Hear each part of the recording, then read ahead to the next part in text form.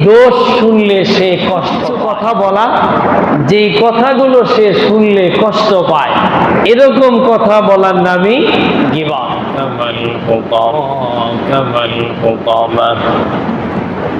নারুল্লাহিল মুকাদাতুল্লাতী তাত্তালি'উ আলাল আফইদা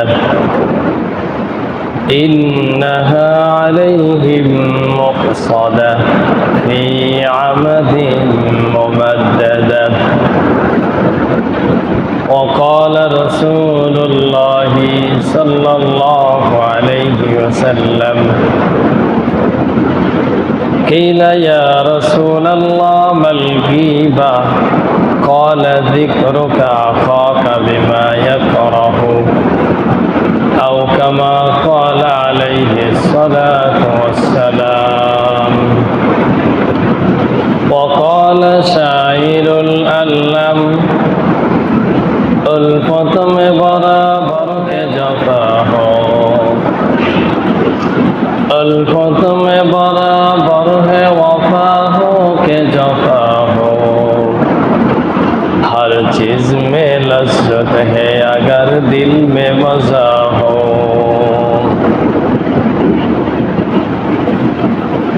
या रब्बी सल्ली वसल्लिम दाइमन अबदा अला हबीबिका खैरिल खल्की कुल्लिहिम। मोहतरम मुसल्लियाने किराम, আল্লাহ রব্বুল আলামিনের দরবারে কালেমাতুশ শুকর আদায় করি আলহামদুলিল্লাহ। নবী আরবি সাইয়্যিদুল মুরসালিন বিশ্ব নবীর শানে দরুদ ও সালাম প্রেরণ করি সাল্লাল্লাহু আলাইহি ওয়াসাল্লাম। কুরআনুল কারীমের খুবই প্রসিদ্ধ পরিচিত একটি সূরা সূরাতুল হুমাযা। সূরাটি মক্কায় অবতীর্ণ, আয়াত সংখ্যা ৯। এই সূরায় আল্লাহ রাব্বুল আলামিন ৩টি গুনাহের কথা বলেছেন। আমরা খুব মনোযোগের সাথে কথাগুলো শুনব। সূরাতুল হুমাযায় আল্লাহ রাব্বুল আলামিন ৩টি গুনাহের কথা বলছেন। কয়টি গুনাহ?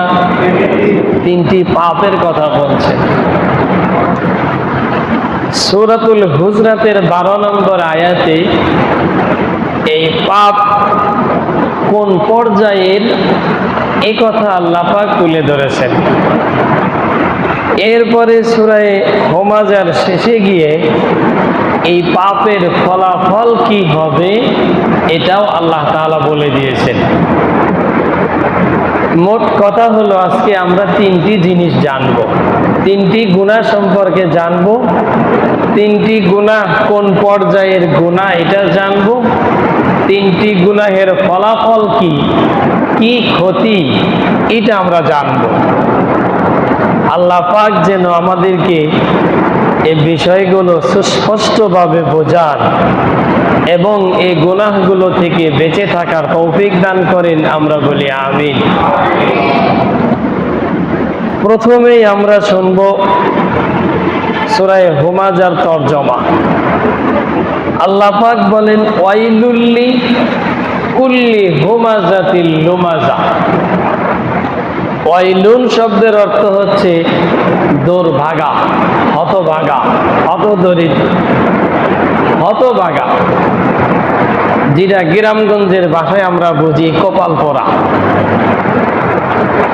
এরপরে ওয়াইলুন শব্দের অর্থ লাঞ্ছনা, তারপরে ওয়াইলুন শব্দের অর্থ হচ্ছে আযাব, কঠিন শাস্তি। তাহলে আমরা এতটুকু বুঝলাম, ওয়াইলুন মানে আযাব, ওয়াইলুন মানে কপাল পোড়া। এখন এই আযাব, এই কপাল পোড়া কাদের জন্য? এই ৩ শ্রেণীর মানুষের সম্পর্কে আমরা এখানে জানব। আল্লাহ পাক বলেন ওয়াইলুল্লি কুল্লি হুমাযাতিল লুমাযা। হুমাযা, হুমাজা বলা হয় যে সমস্ত ব্যক্তি অপর ব্যক্তির সামনে বদনাম করে, যে সামনাসামনি বদনাম করে তাকে বলা হয় হুমাজা। যে পিছনে বদনাম করে অনুপস্থিতিতে তাকে বলা হয় লুমাজা। হুমাজা আর লুমাজা। হুমাজা, অনেক মানুষ বলে আমি উচিত কথা ছাড়ি না, আমি আমার বাপকেও ছাড়ি না, আমি উচিত কথা বলি। এমন কথা শোনেন নাই কোনোদিন? সমাজে আছে না নাই? এখন বোঝা দরকার উচিত কথা কারে বলে। আমি উচিত বুঝে উচিত কইলাম নাকি না বুঝে কইলাম, আমার বলাটা উচিত হলো কি না হলো এটাও তো বোঝা দরকার। কথা একটা কইয়া দিলাম আর মনে করলাম আমি উচিত কথা কইলাম। এই যারা উচিত কথা বলতে যায় মানুষকে কষ্ট দেয় এদেরকেই বলা হয় হুমাজা।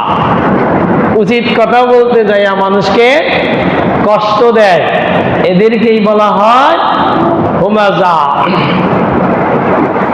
এখন হুমাজা আর লুমাজা। লুমাজা বলা হয় যারা পিছনে মানুষের দোষ বর্ণনা করে, মানুষের পরনিন্দা করে, দোষ বলতে থাকে, এদেরকে বলা হয় লুমাজা। সংক্ষিপ্ত আকারে আমরা যা বুঝলাম, সামনে দোষ বর্ণনা করা হুমাজা, পিছনে দোষ বর্ণনা করার নাম হলো লুমাজা। এই হুমাজা যারা করবে, লুমাজা যারা করবে তাদের জন্যই ওয়াইলুন, আযাব, শাস্তি। এর সারসংক্ষেপ কথা হলো, দোষ আপনি সামনে বলেন আর পিছনে বলেন, দুটোটাকেই বলা হয় গীবত। দুটোটাকেই কি বলা হয়? গীবত। গীবত কাকে বলা হয়?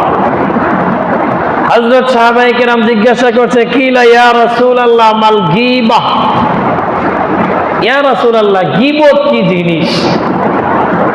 রাসূল কারীম সাল্লাল্লাহু আলাইহি সাল্লাম উত্তর দিয়েছেন, যিকরুকা আখাকা বিমা ইয়াকরাহু, তোমার ভাইয়ের সেই দোষ বর্ণনা করা যেই দোষ শুনলে সে কষ্ট পায়। তোমার ভাইয়ের এমন কিছু কথা বলা যেই কথাগুলো সে শুনলে কষ্ট পায়, এরকম কথা বলার নামই গীবত। এটা সামনে বললেও গীবত, পিছনে বললেও গীবত।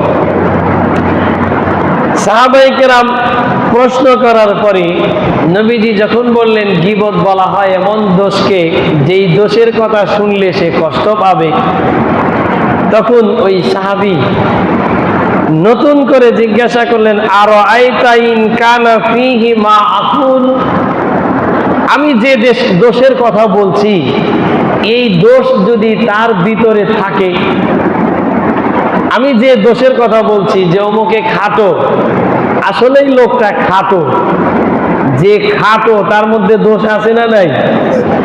যে লোকটা চিকন তার মধ্যে চিকনের দোষ আছে না নাই? নবীজি বলছেন তার মধ্যে যদি দোষ থাকে, এই জাতীয় কথা বলে যদি তাকে কষ্ট দাও, এটার নামই গীবত। এটার নামই গীবত। তামবিহুল গাফিলিন কিতাবের মধ্যে এসেছে, রাসূল কারীম সাল্লাল্লাহু আলাইহি সাল্লামের কাছে এক মহিলা আসছে। মহিলা একটু খাটো। হযরত আয়েশা সিদ্দিকা রাদিয়াল্লাহু তাআলা আনহা রাসূল কারীম সাল্লাল্লাহু আলাইহি সাল্লামকে বললেন, ইয়া রাসূলুল্লাহ মহিলা দেখতে একটু খাটো। নবীজি বললেন, আয়েশা তুমি তো এই মহিলার গীবত করলা। আয়েশা বললেন, ইয়া রাসূলুল্লাহ তাই সে তো আসলেই খাটো, গীবতের কি হইল? নবীজি বললেন, সে খাটো দেখেই তো গীবত হইছে। সে যদি খাটো না হতো তাহলে গীবত হতো না, তাহলে এটা হতো মিথ্যা অপবাদ, বুহতান। আরবিতে বলা হয় বুহতান। যার মধ্যে যে দোষ আছে এই দোষের কথা বলার নাম হচ্ছে গীবত। আর যদি দোষ না থাকে তারপরেও দোষ দেওয়ার নাম হচ্ছে মিথ্যা অপবাদ। এই মিথ্যা অপবাদ যারা দিবে, যারা সামনে পিছনে গীবত করবে, তাদের ব্যাপারে আল্লাহ পাক বলেন ওয়াইলুন, কঠিন শাস্তি। এবং তাদের গুনাহের ব্যাপারে আল্লাহ তাআলা বলেন আইয়ুহিব্বু আহাদুকুম আন ইয়াকুলা লাহমা আখিহি মাইতান ফাকারিহতুমুহ, তোমরা কি তোমাদের কোনো মৃত ভাইয়ের গোশত খেতে পছন্দ করো? আপনারা কেউ করেন? আপনার যে ভাই মারা গেছে, কবরে দাফন করা হয়েছে, এমন ভাইয়ের গোশত খেতে পছন্দ কেউ করেন? করেন কেউ? অন্য কেউ করে? মুসলমান ব্যতীত অন্য কোনো ধর্মের ভাইরাও কি করে? কেউ করে না। এমনকি কোনো প্রাণী পর্যন্ত, এক প্রাণী ওই জাতীয় অন্য প্রাণীর, মরা প্রাণীর গোশত খাওয়া পছন্দ করে।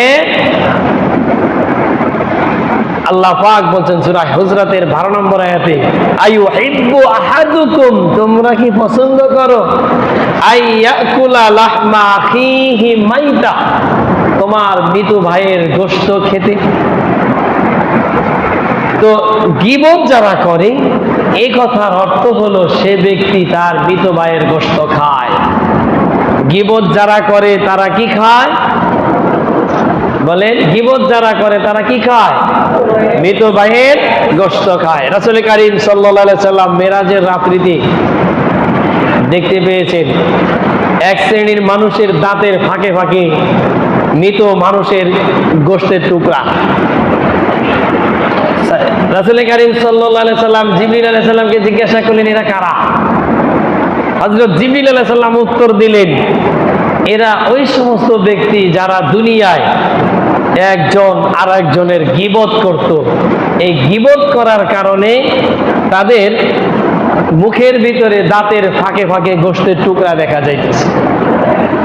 এই জন্য গীবত থেকে বেঁচে থাকার তৌফিক আল্লাহ পাক আমাদেরকে দান করেন, আমরা বলি আমিন।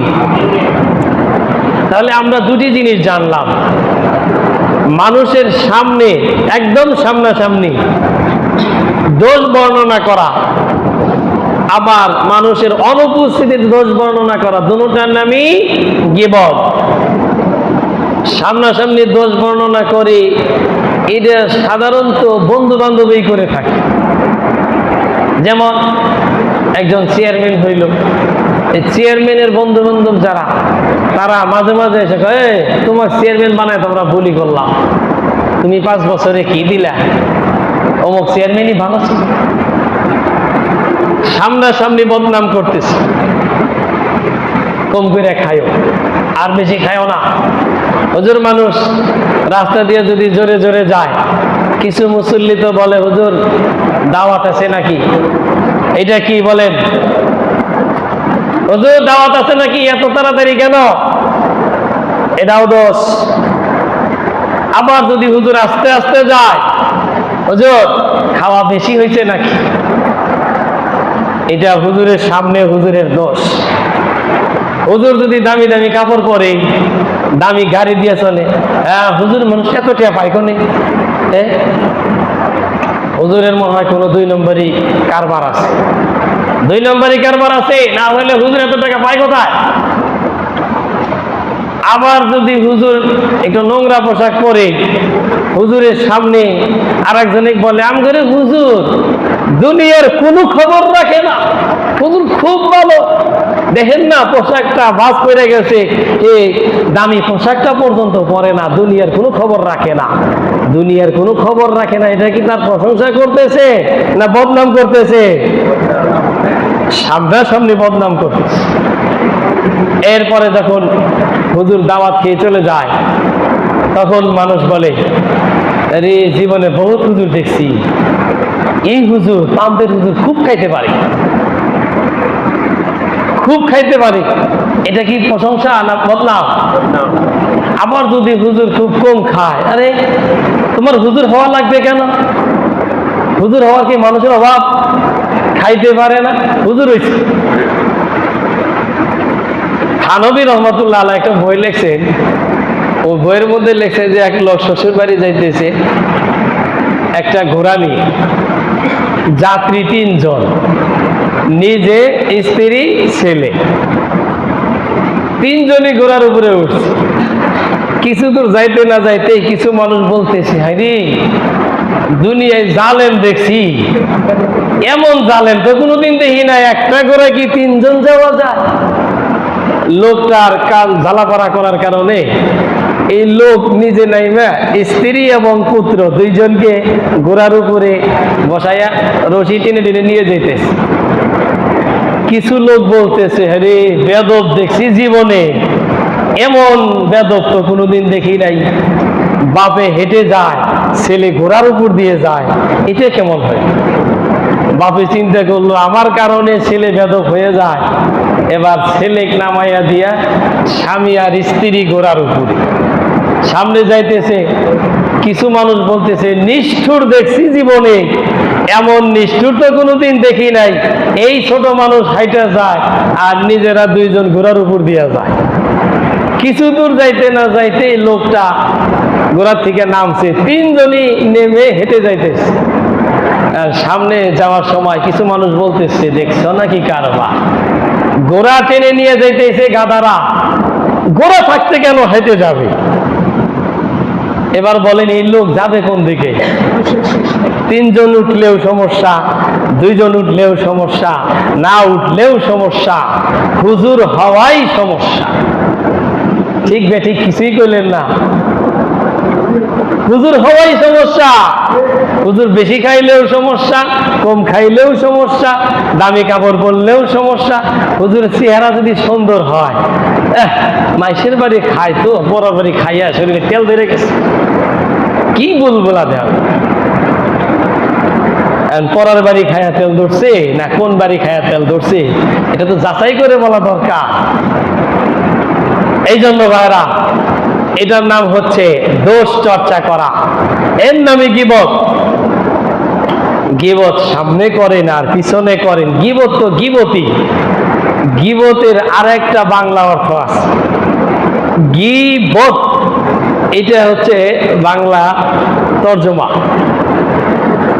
আর এটার একটা ব্যাখ্যা হলো, গরম ভাত ঘি দিয়ে যে মজা লাগে, একজন আরেকজনের দোষ বলতে শুনতে তার চেয়ে বেশি মজা লাগে। এই জন্য এটার নাম দিছে গীবত, মানে ঘি ভাত।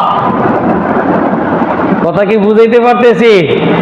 এই যে চার দোকানে যায় দেখেন, ঘন্টার পর ঘন্টা, ছেলে একটা বিদেশ পাঠাইছে, কোনো কাম নাই, ঘন্টার পর ঘন্টা অমুক চেয়ারম্যান খারাপ, অমুক মেম্বার খারাপ, অমুক মসজিদের হুজুর খারাপ, অমুকের নিয়ে খারাপ, অমুকের ছেলে খারাপ, শুধু এগুলোই। চার দোকানে 10 ঘন্টাও যদি থাকে, ভুলেও একবারও সুবহানাল্লাহ বলে না, আলহামদুলিল্লাহ বলে না, আল্লাহু আকবার বলে না, শুধু অমুকের দোষ, অমুকের দোষ, অমুকের দোষ। কথাগুলোকে মিথ্যা বলতেছি? হিসাব করে দেখেন। এই জন্য আমি 3টি গুনাহের কথা বলবো। কয়টি গুনাহ? 3টা গুনাহের কথা বলবো। 1 নম্বর হলো সামনে দোষ বলা, এটাও গুনাহ, পিছনে দোষ বলা, এটাও গুনাহ। এই 2টি গুনাহ। 3 নম্বর গুনাহ হচ্ছে আল্লাযী জামাআ মালাও ওয়া আদ্দাদা। আল্লাযী জামাআ মালাও ওয়া আদ্দাদা, একটু ভালো করে বোঝেন। 3 নম্বর দোষ হলো যে সমস্ত ব্যক্তি বর্গ জামাআ মালা, সম্পদ জমা করে রাখে, পঞ্জীভূত করে রাখে, ওয়া আদ্দাদা, এবং গণনা করে। এই দোষ মনে হয় আমাদের মধ্যে নাই। সম্পদ জমা করার দোষ আমাদের মধ্যে আছে না নাই? গণনা করা, সম্পদ টাকা পয়সা গোনার অভ্যাস আছে না নাই?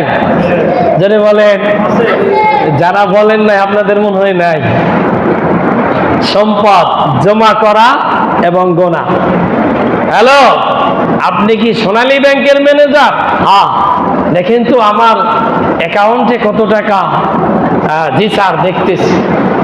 আপনার অ্যাকাউন্টে 99,99,909 টাকা। আর কত টাকা দিলে 1 কোটি টাকা পূরণ হবে, আছে না নাই? খবর নিতেছে।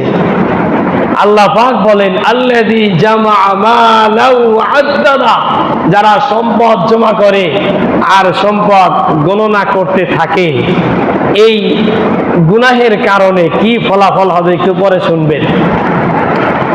সম্পদ যারা জমা করে, সম্পদ জমা করার 4টা কারণ। 3টা কারণে সম্পদ জমা করলে সামনে যে শাস্তির কথা আসতেছে এই শাস্তি তাকে ভোগ করতে হবে। আর 1টা কারণে সম্পদ জমা করলে সে কিয়ামতের ময়দানে সম্পদের উসিলায় জান্নাতে যাবে। সুবহানাল্লাহ।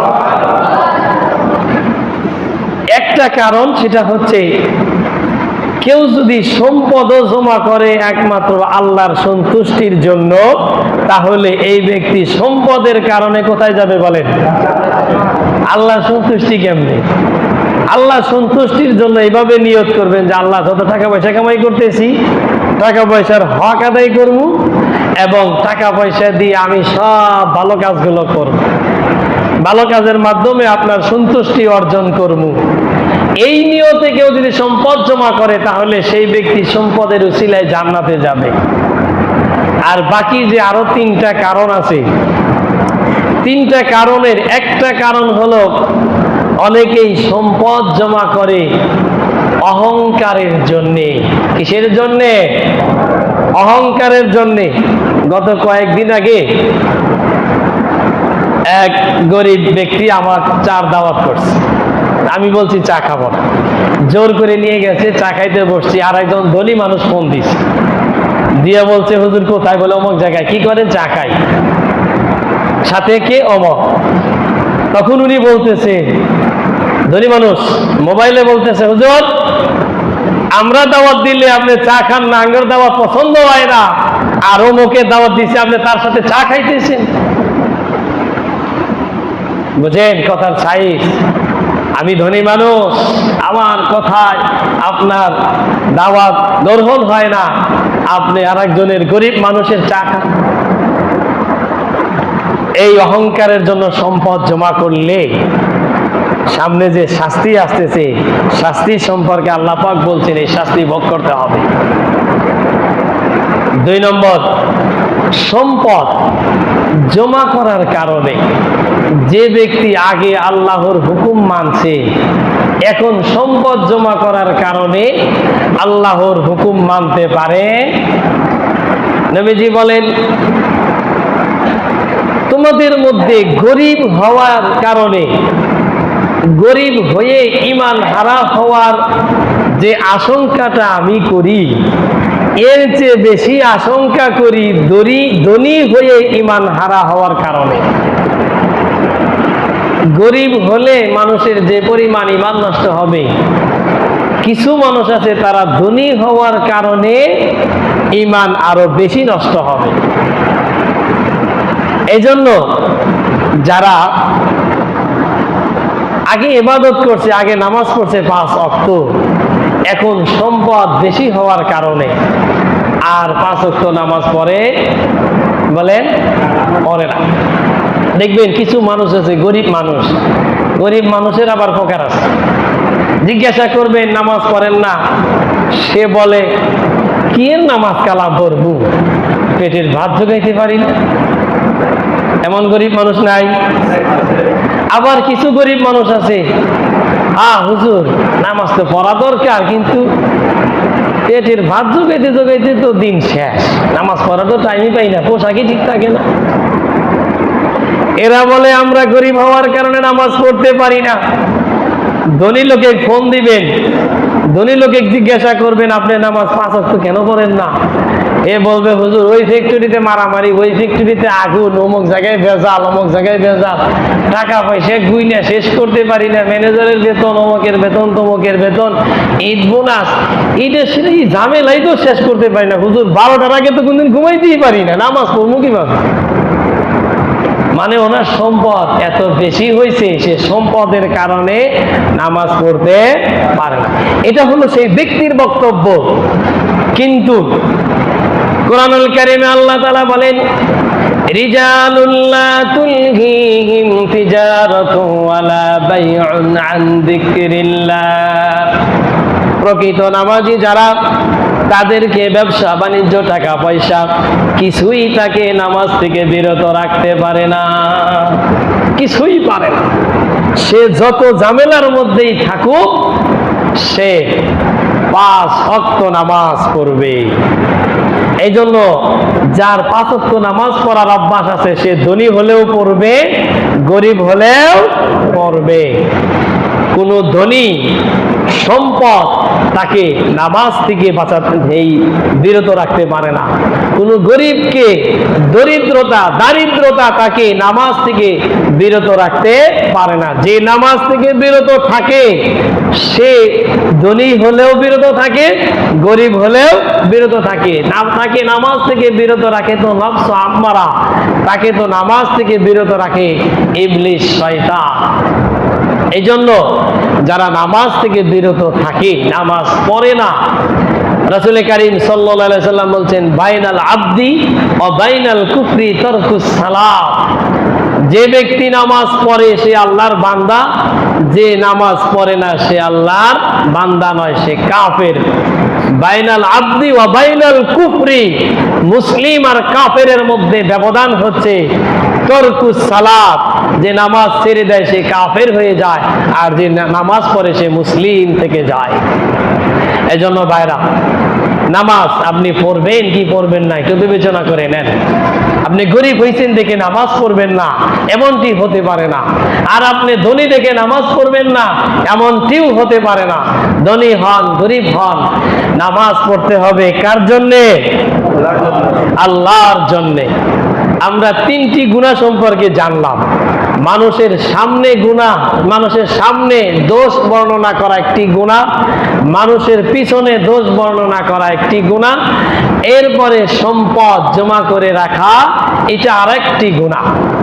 কিন্তু কোনো ব্যক্তি যদি সম্পদ হক আদায় করে, ওয়াফি আমওয়ালিহিম হাক্কুল লিসাইলি ওয়াল মাহরুম, আল্লাহ পাক বলেন তোমার সম্পদে তোমার আত্মীয় স্বজনের হক আছে, তোমার সম্পদে তোমার এলাকার গরিব মানুষের হক আছে, তোমার সম্পদে এতিমের হক আছে, তোমার সম্পদে বহুত মানুষের জীব জানোয়ারের হক আছে। কোনো ব্যক্তি যদি জীব জন্তুর হক আদায় করে, আত্মীয় স্বজনের হক আদায় করে সম্পদ জমা করে, এই ব্যক্তির সম্পদ কিয়ামতে তাকে জান্নাতে নিয়ে যাবে। সুবহানাল্লাহ ওয়া বিহামদিহি।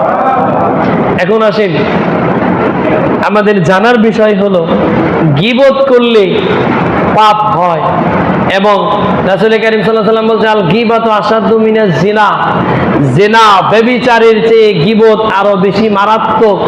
কোরআনুল কারীমে আল্লাহ পাক বলছে, কোনো ব্যক্তি যদি তার ভাইয়ের মরা ভাইয়ের গোশত খায়, তার যে গুনাহ হবে, যে গীবত করে তার আমলনামায় সেই গুনাহ হয়। গুনাহগুলো ছোট না বড়? নাউজুবিল্লাহ বলি। কিন্তু সম্পদের বিষয়টা তো বুঝলাম না। সম্পদ জমা করলে জাহান্নামে যেতে হবে। কেন জাহান্নামে যেতে হবে? আল্লাহ পাক বলেন, ইয়াহসাবু আন্নামা লাহু আখলাদা, সম্পদ এমন ভাবে জমা করে রাখে, সে তার সম্পদের মহব্বত মায়া মমতা বুঝায় যে আমি কোনদিন সম্পদ হাত ছাড়া হতে দেব, এবং সম্পদ কোনদিন আমার হাত ছাড়া হবেও না। আজীবন চিরকাল আমি বেঁচে থাকবো, চিরকাল আমার কাছে সম্পদ থাকবে। নদীর একুল ভাঙ্গে অকুল করে, এই তো নদীর খেলা। সকাল বেলার ধনী রে তুই ফকির সন্ধ্যা বেলা। ধনী আর গরিব এটা মুহূর্তের বিষয়। আপনি ধনী হইলেন, কোটি কোটি টাকা ইনকাম করেন, বহু টাকা পয়সা আপনার আছে, আল্লাহ পাক যদি আপনাকে ফকির বানাইতে চায়, কেউ কি ঠেকাতে পারবে? ছোটখাটো একটা রোগ দিয়া একটু ঠান্ডা লাগাইয়াই, একই ঠান্ডা এই কুলির রিক্সা চালকের লাগছে, ওর 20 টাকার ওষুধ দিয়ে কাম হয়ে গেছে, আর আপনার 20 লক্ষ টাকা দিয়েও হইতেছে না। এই খেলা কার? আল্লাহ পাক। হযরত মুসা আলাইহিস সালাম বলছে, আল্লাহ তৌফিক এই জিনিসটা কি? আল্লাহ পাক বললেন যে মুসা তুমি বলো আমার নাম মুসা। মুসা আলাইহিস সালাম খুব চেষ্টা করতেছেন, উনি বলতেছেন আমার নাম, আমার নাম, আমার নাম, আমার নাম পর্যন্ত বলতে পারে, মুসা বলতে পারে না। চতুর্থবার যায় বলছে আমার নাম মুসা। আল্লাহ পাক বলছে মুসা তুমি কি বোঝো না? তুমি যে 3 বার চেষ্টা করলা, পর পর 3 বার চেষ্টা করে মুসা শব্দটা বলতে পারলা না, চতুর্থবার তুমি মুসা শব্দ বলতে পারলা, ওই 3 বার আমার পক্ষ থেকে তৌফিক ছিল না বিদায় তুমি বলতে পারো। চতুর্থবার আমি তোমাকে মুসা শব্দ বলার তৌফিক দিয়েছি, এই জন্য তুমি বলতে পারছো। মুসা আলাইহিস সালাম বললেন আল্লাহ আপনার হুকুম কি জিনিস আমি একটু দেখতে চাই। আল্লাহ পাক বললেন ঠিক আছে, তোমার পেটের ব্যথার জন্য ওই গাছ রস করে খাও। মুসা আলাইহিস সালাম একটা গাছ রস করে খাইলেন, পেটের ব্যথা মিনিটের মধ্যে শেষ হয়ে গেল। কিছুক্ষণ পর আবার ব্যথা উঠছে। মুসা আলাইহিস সালামের আগের অভিজ্ঞতা আছে, উনি এবার এই গাছ রস করে 1 গ্লাস খাইছে, ব্যথা কমে না। দ্বিতীয় গ্লাস খাইছে, ব্যথা কমে না। তৃতীয় গ্লাস খাইছে, ব্যথা কমে না। মুসা আলাইহিস সালাম বলেন আল্লাহ বুঝলাম না কারবার, আগে 1 গ্লাস খাইয়াই ব্যথা গেল, এখন তো 3 গ্লাস খাইলাম, ব্যথা যায় না কেন? আল্লাহ পাক বললেন মুসা আগে তো আমার হুকুম ছিল, এই জন্য গাছ তোমার ব্যথা দূর করে দিছে, এখন তো আমার হুকুম নাই, এই জন্য তোমার ব্যথা দূর হয় না। বলেন সুবহানাল্লাহ। এটা হচ্ছে আল্লাহ পাকের হুকুম। এই জন্য ওষুধ খাইলেই মানুষ সুস্থ হয় না। সুস্থ হওয়ার হুকুম যখন আল্লাহ পাকের পক্ষ থেকে আসে তখন সুস্থ হয়, হুকুম না আসা পর্যন্ত সুস্থ হয় না। আল্লাহ পাক বলেন কাল্লা, কখনোই সম্ভব নয় একজন মানুষের আজীবন বেঁচে থাকা। আছে কি এ যাবত কোন নবী রাসূল আছে? এই পৃথিবীর শুরুতে ছিল, এখনো আছে, কিয়ামত পর্যন্ত থাকবে। আছে কি কোন ধনী ব্যক্তি আছে? ধনী ব্যক্তির নাম আছে, নবীদের নাম আছে, রাসূলদের নাম আছে, কিন্তু ব্যক্তি নেই। তারপরে আল্লাহ পাক বলেন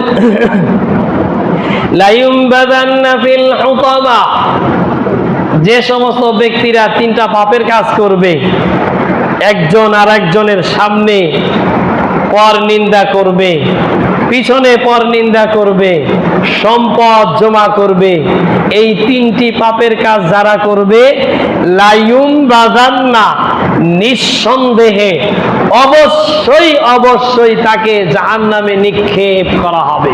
নাউযুবিল্লাহ মিন যালিক। যেই জাহান্নামে নিক্ষেপ করা হবে ওই জাহান্নামের নাম হলো হুতামা। জাহান্নামের নাম কি? হুতামা। জোরে বলি কি নাম? হুতামা। এই হুতামা জাহান্নামের বৈশিষ্ট্য আল্লাহ পাক কোরআনুল কারীমে তুলে ধরছেন। ওমা আদরাকা মাল হুতামা। হুতামা জাহান্নামটা কেমন? হুতামা জাহান্নামটা হলো আগুনের এক প্রকার বেষ্টনী, যার উপরেও আগুন, চারদিকেই আগুন, শুধু আগুন আর আগুন। এই আগুনের বেষ্টনীকে বলা হয় হুতামা জাহান্নাম। এই হুতামা জাহান্নামের আরেকটা বৈশিষ্ট্য হলো, এই যে আমাদের দেশে বিল্ডিং গুলো করার সময় পাথর, এরপরে ইট একটা মেশিনে দেয়, এরপরে এই মেশিন ভেঙ্গে চুরে চুরমার করে এই খোয়া বানিয়ে পাথরের ওই বিল্ডিং করার উপযুক্ত বানায়। হুতামা শব্দের আরেকটা অর্থ হলো জাহান্নামীকে যখন হুতামা জাহান্নামে নিক্ষেপ করা হবে, আগুন এমন ভাবে মোচড় দিবে, হাড্ডি গুড্ডি যা আছে সব ভেঙ্গে চুরে তছনছ করে ফেলবে, চুরমার করে ফেলবে। আল্লাহ পাক এই জাহান্নাম থেকে আমাদেরকে মুক্তি দান করেন, আমরা বলি আমিন। তারপরে এই জাহান্নাম সম্পর্কে আল্লাহ পাক আরো বলেন নারুল্লাহিল মুকাদা, এই জাহান্নামের আগুন প্রজ্বলিত, দাও দাও করে জ্বলতেছে। শুধু তর্জমা করে যাই। তারপরে আল্লাহ পাক বলছেন আল্লাতী তাত্তালিউ আলাল আফইদা, একটু বোঝার বিষয়। এই যে কিছুদিন আগে আমাদের বাংলাদেশের কুমিল্লায় সিএনজিতে আগুন লেগে মানুষ মারা গেছে না? সিএনজিতে আগুন লেগে মানুষ মারা গেছে। এখানে আল্লাহ পাক বলছেন তাতলিউ আলাল আফইদা। আফইদা বলা হয় কলিজাকে। আফইদা বলা হয় কাকে? এই জাহান্নামের আগুন, হুতামা জাহান্নামের আগুন চামড়া পুড়বে, গোশত পুড়বে, হাড্ডি পুড়বে, এরপরে পুড়তে পুড়তে কলিজা পর্যন্ত পুড়ে ফেলবে। নাউযুবিল্লাহি মিন যালিক। দুনিয়ার আগুনের বৈশিষ্ট্য হলো, দুনিয়ার আগুন যখন কাউকে জ্বালায়, এই চামড়া পরে, গোশত পরে, হাড্ডি এত সহজে পড়ে না। হাড্ডি যখন গরম হয়ে যায় সঙ্গে সঙ্গে কলিজা ফেটে যায়, আর কলিজা ফেটে গেলেই মানুষ মারা যায়। কলিজা পর্যন্ত আগুন পৌঁছতে পারে না, কিন্তু জাহান্নামের আগুন চামড়া পুড়বে, গোশত পুড়বে, হাড্ডি পুড়বে, কলিজা পর্যন্ত পুড়ে ফেলবে। নাউযুবিল্লাহি মিন যালিক। এই জাহান্নামের আগুন যে কলিজা পুড়ে ফেলবে, এর থেকে বোঝা যায় যার হাড্ডি পুড়ে গেছে, সব পুড়ে গেছে, কলিজা পর্যন্ত পুড়ে গেছে, তার কি বেঁচে থাকার কোনো প্রশ্ন আছে? বলেন, বেঁচে থাকার প্রশ্ন আছে?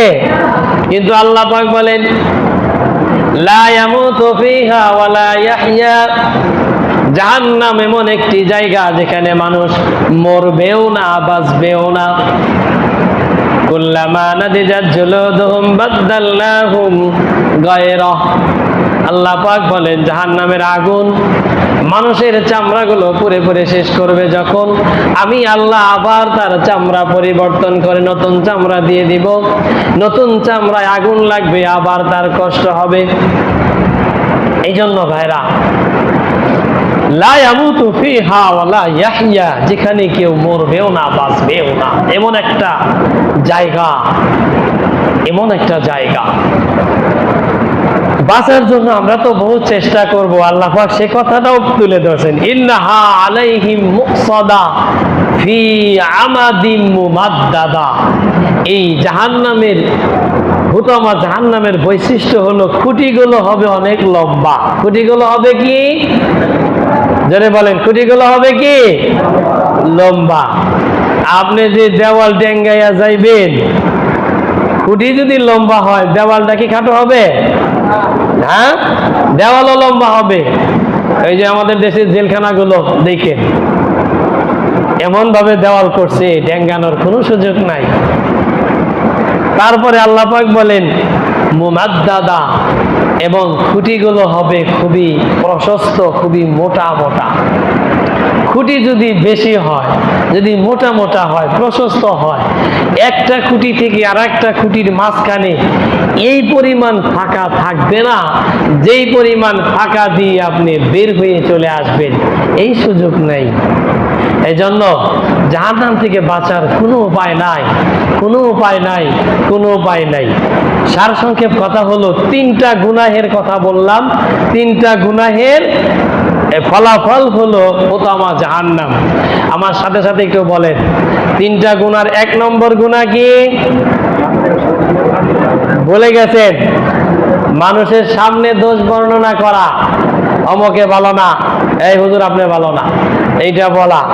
দুই নম্বর হলো পিছনে দোষ বর্ণনা করা, আমগরে হুজুর খালি চুরি কাটায়, এরকম দোষ বর্ণনা করা পিছনে। তিন নম্বর হলো সম্পদ জমা করে রাখা, সম্পদের হক না আদায় করা। এই তিনটি গুনাহের কারণে হুতামা জাহান্নামে যেতে হবে। আল্লাহ পাক এই তিনটি গুনাহ থেকে বেঁচে থাকার তৌফিক দান করেন, আল্লাহুম্মা আমিন। আল্লাহ পাক আমাদেরকে জাহান্নাম থেকে মুক্তি দান করেন, আমরা বলি আমিন। সকলেই আমার সাথে সাথে একবার পড়েন, আল্লাহুম্মা আজিরনি মিনান নার। আল্লাহুম্মা আমিন।